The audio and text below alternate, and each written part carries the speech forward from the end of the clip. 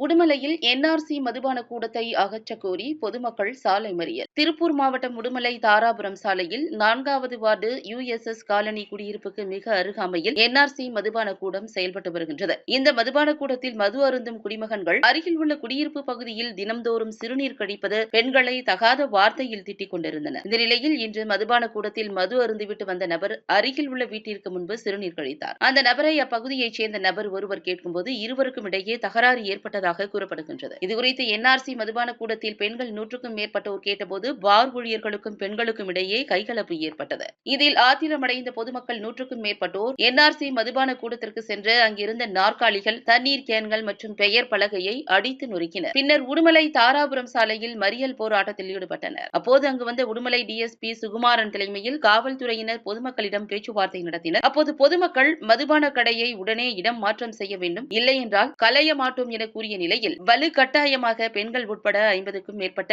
பெண்கள், ஆண்களை காவல்துறையினர் கைது செய்ததால் பரபரப்பு ஏற்பட்டது. உடுமலையில் மதுபான கடையை அகற்றக் கோரி சாலை மறியல் போராட்டத்தில் ஈடுபட்ட ஆண்கள், பெண்கள் 50க்கும் மேற்பட்டவர்களை காவல்துறையினர் வலுக்கட்டாயமாக கைது செய்த சம்பவம் அப்பகுதியில் பெரும் பரபரப்பை ஏற்படுத்தியுள்ளது.